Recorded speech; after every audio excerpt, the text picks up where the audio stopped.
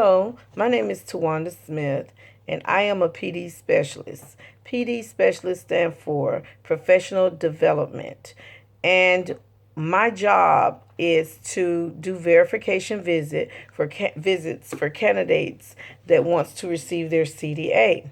Now, the Council for Professional Recognition, they're the ones that send us out or gets the candidate for us. Now, I do not work directly for them. I am a subcontractor. I work on my own. They'll get in contact with me through my email to let me know this candidate have chosen me to do their verification visit. If I want to do it, I can do it. If I don't, I can reject it. So I have not yet rejected one, and that's not because of the money, because I'm not in this just because of the money. I have 2 additional jobs, so it's not just because of the money, but it's a field that I love. And teaching is one of my personal values in my life. So the title of this video is to help you feel comfortable when it's time for you to go into your verification visit to be observed by a PD specialist. I want you to know what we look for, and don't make a mistake and not give us what we're looking for. Some of us grade very hard. Some of us is lenient on certain things. This visit or your scores consist of your portfolio that you have to present to us before we even start the verification visit on that day, and the verification visit. Now, with the portfolio and the verification, what's supposed to go, contents of the portfolio, if it's all in there, and the verification visit, we score those 2 together. Then you would take your test, your CDA test, and they put our scores with the CDA test together, and that's your outcome. Now, if, say for instance, I come and I do a verification visit on you, and you score well, you take the CDA test and you do not score it good at all, they're not going to tell you. They'll tell you, you didn't do good on the test. But I want you to know, and I want you to understand, they're not graded separately. They're put together. The scores are put together. So do your best on both. And for the ones that's intimate and really, really, really want to be an educator, to be a role model for our children, those are the ones I really want you to continue to look at this video, because it's very helpful to you. Believe me, it's going to be very helpful to you, and I'm going to be honest with you about everything. First of all, I want to go over what we look at, what we're looking for when a verification visit begins. After you contact the council, you pay your fee. The council will let you choose your PD specialist who you want. They'll ask you to put in your area code where you want to look for a PD specialist, and it will pop up. Let me let you know, this is for Florida. I live in Orlando, the central area, Orlando, Florida. So this is mostly for Florida, what I'm talking about. I don't really know about what the other states, what they're looking for, but I know what Florida's looking for. And after you choose your PD specialist, they will then email the PD specialist and let us know that we have a candidate that have chosen us, but it also will let us know that it can be others that they can choose as well. So we have to get back with them to see if we accept. If we accept it, we'll click on the link to say that, okay, I accept this candidate. So then I believe they'll get back with you all. I'm not for sure how that works. I know after we accept you, about a day or two, then I will receive an email if the candidate have chosen me, because remember, it's several ones that they can go out and say they want to be their PD specialist. And if they say, okay, I want her to be it, so then they'll email me back and tell me that I need to get in contact with the candidate. It's approved. I need to get in contact with the candidate to set up a date and so forth. Now, this is the pre-verification checklist. This is what the PD specialists have to, before we can do the verification visit. What I like to do, I like to email my candidates. Yes, I talk to them over the phone. I have my phone number available for them. But I like to email because I love to have paper trails. So our pre-verification checklist, we're going to ask, okay, we're going to already have the candidate name. We're going to set up a date that we want to do the verification visit. Also, we're going to need to know the program name, the program address, the phone number, and the director's name. And the reason why we need to know that, we'll know that give us a chance to see how far it is. We also can see if it is licensed. Yes, your daycare has to be licensed to have a verification visit done there. Because if it's not licensed, you're not supposed to have children there. I hope you understand what I'm saying. This question was asked. That question was asked of me before, and yes, your daycare have to be licensed. If it's not licensed, you're not supposed to have children there.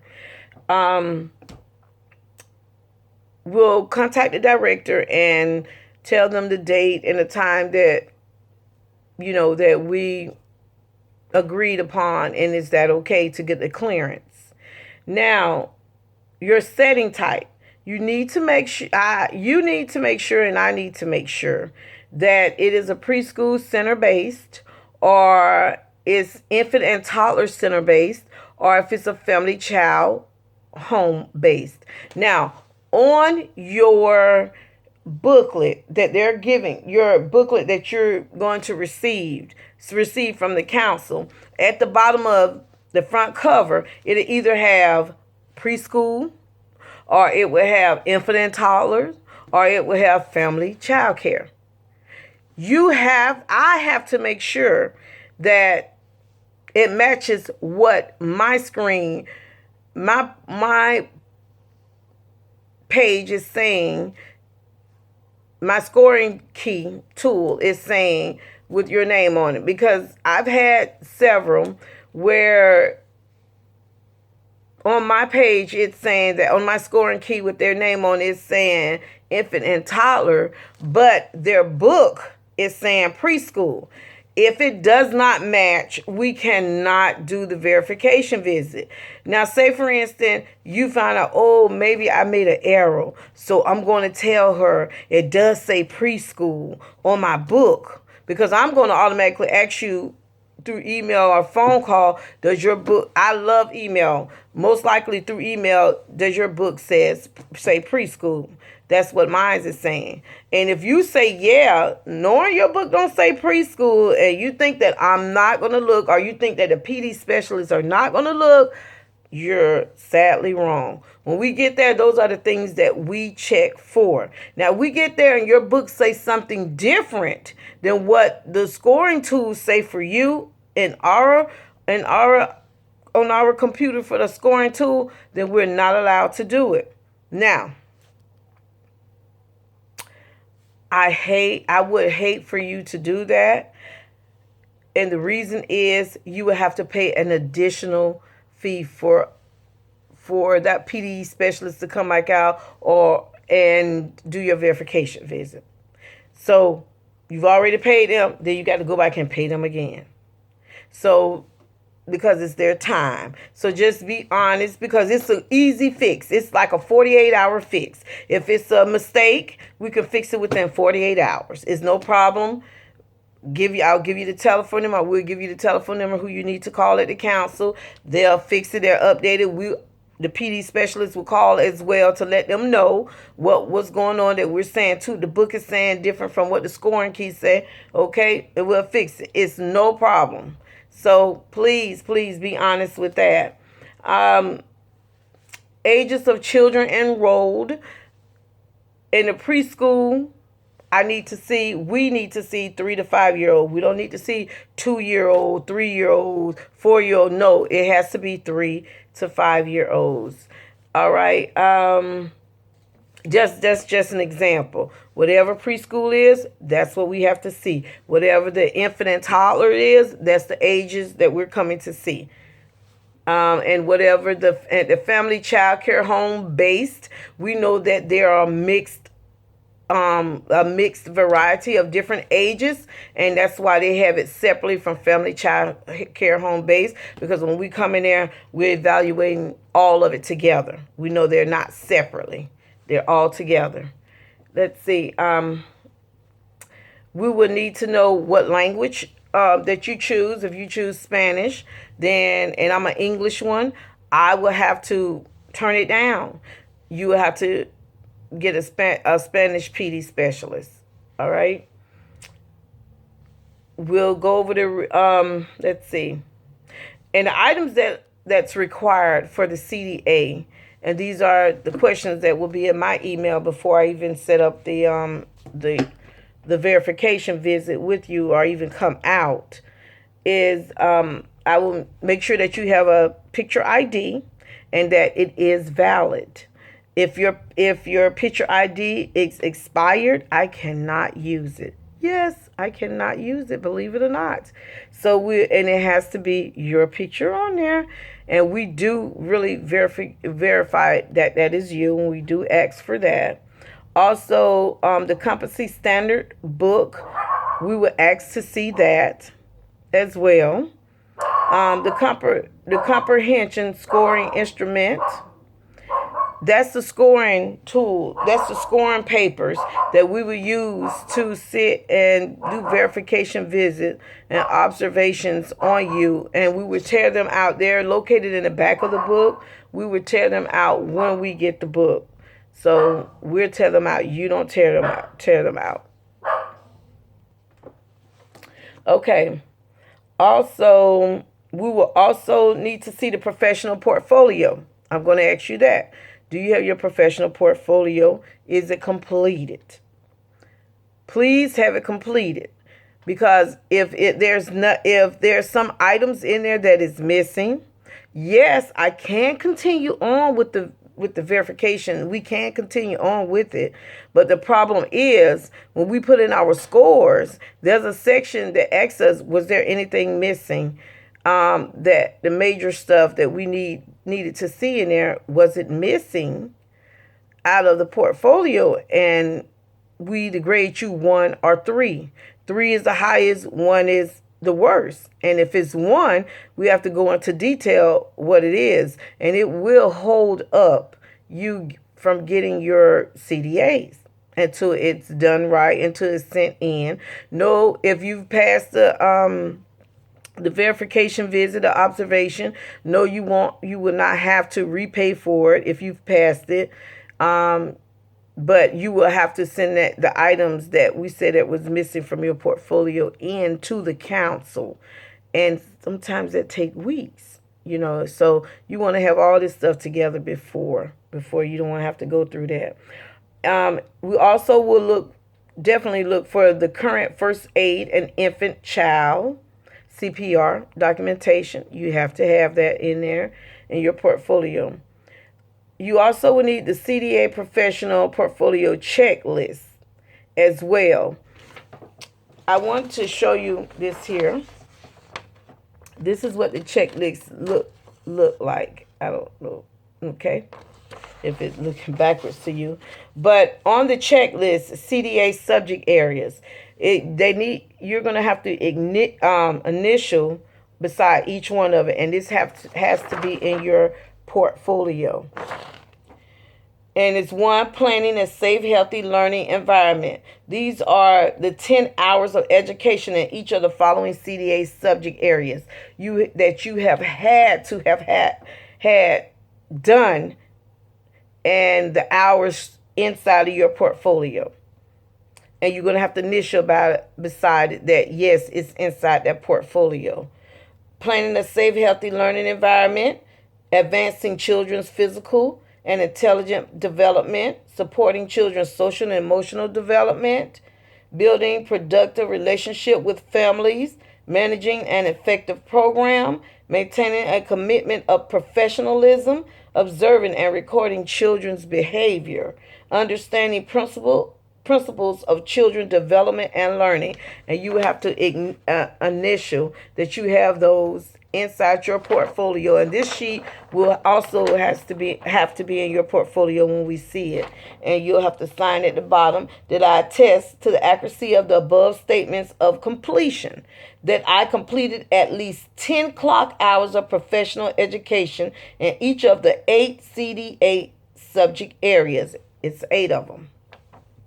I also attest that I have met or exceeded 120 total clock hours of CDA related professionalism education. Okay, and then you'll sign at the bottom. So this is something that we will look for as well in your portfolio with the clock hours.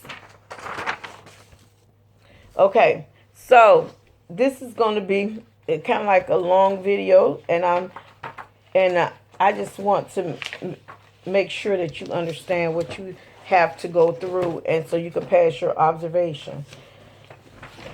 Okay. We grade you in 3 different areas. 3 different subject areas we grade you in. One is settings and activities. The other one is actions and interactions. And the last one, that's the review. In settings and activities, we will observe you in environments that if the environment are safe for the children and adults, well-planned and well-organized emergency procedures and supplies are evident. That means that, if there's something that happened, do you have it already up on the wall where you will go out the door, what door you exit out? We also grade you on that part, the environments, if it's safe for the children. So if the cubbies are too close, or if the cubbies are sometimes too far away, that give the children, it's good to give the children room to play, but it's also, you don't want them to run so much. So, we just grade you on that. Some are very hard on that part. I'm not very hard on that part because I've been doing it for over 16 years. So I about know, what's a good, how the room will look as a safe area for the children. Also, children's setting promote good health. Does the children's settings in there, what I see on the walls, what I see on the shelves, does it promote good health? Like the materials, the equipment, the environment, is it clean? Is it disinfecting and sanitizing solution? Are they present? And if they're present, are they stored? And if it's not present, long as it's stored, because we will ask, some of us will ask, where are they? To know that they are in that room, just in case a child sneezes, achoo, mucus go all over the table. You're going to wipe it up, yes, but are you just going to wipe it up with water?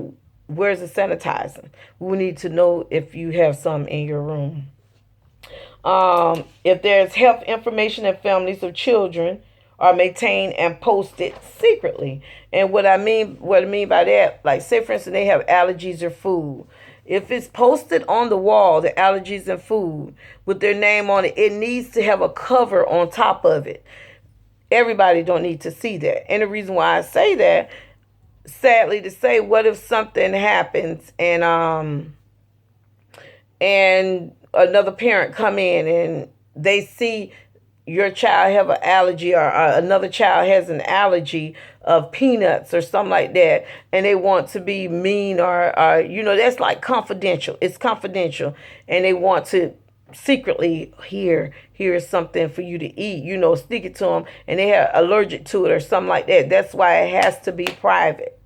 It has to be private. So you can have it on the wall, but it has to be covered up. You can have a list of children, their allergies or what have you, and it needs to be there on the wall. It has to be there on the wall, but it has to have a cover on it where I just can't walk up and start reading it, because it's not for everybody to read.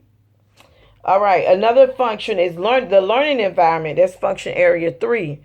And environments are developmentally appropriate for young children. That's what we look for. If I walk into a preschool setting, I don't want to see books from a 1 and 2 year old classroom, an infant classroom in a preschool setting. You understand what I'm saying? So these different things we check, we look for, and it can alter your grade on a bad way. It can mess with your grade on a bad way. But I have a solution for that as well. I got to tell you something different on that part as well. You may say, well, what if I'm not in that classroom, but I have to do my verification with that age group. So that's where your portfolio plays a big part in that. Because as we read through your portfolio, the different sections, we will see the type of person you are, what you instill in the children, your values, what reading you do, and then that's when I can speak for myself as a PD specialist, will weigh it out. Okay, this isn't her room. She didn't decorate this room. She didn't put this room together. She didn't put these items in this room. She's in here doing her verification visit. So I can't grade her on this room, but I can't grade her with her portfolio about what she said in her portfolio. So that's why it's very good to make sure that your portfolio is on top, is speaking, speaking the unspoken when you can't speak it. You know what I'm saying? While your verification is going on. Developmentally appropriate materials are available. That's what we look for. We look for daily schedule and weekly plans are developmentally appropriate. So we'll look at the lesson plans. We'll see if it's for the little kids, baby kids, the infants, or is it for preschool? We look and see that. We look for that. We look for challenging things in the lesson plans. So it's not hard. It may seem like it's a lot, but it's not. Now, and again, if that's not your lesson plan, you didn't do that lesson plan, you're just using that room for your observation, then your lesson plan that you had to put in your portfolio, your sample one, we can use that one to check off, to say that yes, it's appropriate for that age group. I hope you're understanding what I'm saying. The next one is the function area 4, physical. Activities, materials, and equipment encourage children of varying abilities to develop their large muscles. We look for that. Activities and material encourage children of varying abilities to develop their small muscles. So we look for the gross muscles as what we look for both part of the muscle, the gross motor skills that we're looking for, and the fine motor skills. So we look for these things, the fine motor skills, the gross motor skill. If you're in, and say for instance you're in circle time, and the PD specialist is not going to be that long in there to see you go outside, but she's coming, then you already be prepared. Okay, she's not going to be here when I go outside, but I need to throw in some gross motor skills in here. So during circle time, okay, everybody that has on red, hop on one foot. So that's gross motor. Okay, we're going to do center time activities. We're going to use scissors, fine motor skills. So be prepared. Just be prepared. You already know we're coming, so be prepared. Activities and materials encourage children to develop their senses. Function area 5. Activities encourage curiosity and discovery. Ask questions. What do you think will happen if we cut this paper in half? What do you think will happen if we cut this paper in half? They may say, oh, but then we have two pieces. Yes, have the children think before you really do an activity. Ask questions. Have them try to, oh gosh, I wish I could to think of the word that I'm trying to say right now. Have them go in and think about, ask some questions before you do the activity. Okay, we're doing this activity. So if I cut this paper in half, what do you think will happen to the paper? How many pieces do you think I will have if I cut it in half? Predict. That's the word I'm looking for. Have them predict some of the things before you go into your activities. And that's some of the stuff we're looking for. Exploring their curiosity with their materials and equipment. Children's thinking and problem solving. All of this. Function area 6, communication. We're looking for materials, promote early literacy. Literature, storytelling, bookmarking, bookmaking materials are provided. We look for all of that. The library, we look for the library. Developmentally appropriate books are available. I told you about that. We don't want to see going to a classroom and see the ones and two, the infant books into a preschool classroom. So we look for that. The activities promote language development. We see if the children on your lesson plan are read to every day. If you had to make that lesson plan that's hanging on that wall, then the lesson plan that you have in your portfolio, we'll, breeze on that. We'll look to see, okay, do you have reading every day? Because that is very important. Activities advance the development of language. Activities provide frequent opportunities for children to listen, talk, and express their ideas effectively. So you need to ask open-end questions. Leave the questions where, okay, if I do this, what will happen? I like to go to the beach and I do this. Susan, you like to go to the beach, and what do you like to do when you go to the beach? Have it open. Have the questions open. Don't close the questions so quick. Let them elaborate on. And it builds literacy. Function area 7, creativity. We look for that. When we come, we look for them. Don't have the pieces. Okay, we're going to make a snowman. And you already have the circles cut out, the 3 circles cut out for the snowman. You have the nose cut out for the snowman. You have the eyes cut out for the snowman. And, okay, let's just glue it on there. No, we want creativity. Let them cut out their own circles. Let them, okay, everybody build their own snowman how they want to build them. Leave it open for them. Creativity. That's what we're looking for. Activities and materials encourage children to dance, move, and develop their musical abilities. We look for, if that's not shown by the time we're doing our observation, then we'll look for, while we're looking in a room, grading the room, we'll look for musical instruments. Or if it's not in there, like I said, if that's not the room that you're normally in, then we will look on your lesson plan to see, do you incorporate that in your lesson plan, musical in there as well. Function area 8, self. Children's environments support the development of positive self-concepts. Space and activities help each child develop a sense of self-identity. Materials chosen provide children opportunity to express success. So let them go and get their own items, on some activities. Let them be self-directed. Okay, not always teacher-directed. Function area 9, social. The classroom environment provides opportunities for children to experience cooperation. A non-biased environment is provided. Materials, equipment, and activities help children experience working and playing in harmony. That's what we're looking for. They're not biased. In harmony. You're working and playing in harmony together. The function area 10 that we look for is guidance. Spaces and materials are arranged to promote positive interaction and limit disruptive behavior.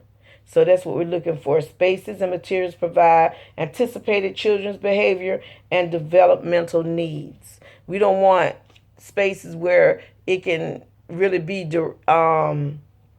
really lead to behavior issues, disruptive behavior issues. We want them to be able to go there and learn from it. Developmental needs. Function area 11, families. Room displays and materials reflect respect for various communities, culture groups, and families. When we look around the room, we see posters.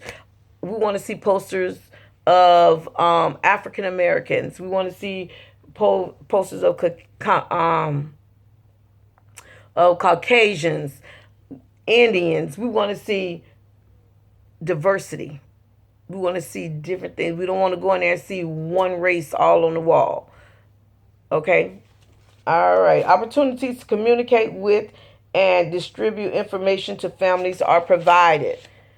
Sometimes you can have a bulletin board up, and we'll look if there's information that's there that will help the child parents if they have a problem with their child. What kind of center, what kind of health, places they can go to if they need community help that they need. Now, if it's not posted in a room, maybe it's posted out by the office, when they first walk into the door or somewhere in the building. But we need to see that.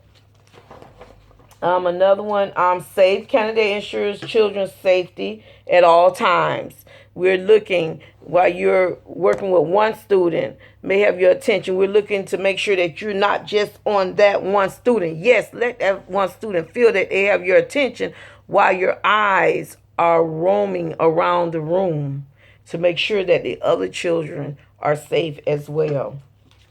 Candidate implements appropriate hygiene practice to minimize the spread of infection and disease. Do you clean, sanitize material and equipment? Use correct hand washing procedures. That's mostly what we will see. We'll see if we're there around lunchtime, if you're going to spray and clean off the table. Do you use gloves? Do you use a hairnet? Do you make the children wash their hands before they sit down to eat? So this is what we're looking for. After they use the restroom, do you reiterate, did you wash your hand? If they go and just rinse their hands off, and we're looking to see if you say, oh no, let's use soap for that. We got to be clean, really cleansed. So use soap and all that stuff. That's what we look for. Can they encourage children to practice healthy habits? Ensures the older children wash hands properly. Models, communicates, and provides activities that teach the importance of health to children and families. And you can do that during lunchtime, or talk about during breakfast time. Talk about good health, exercise, and throw it in some kind of way.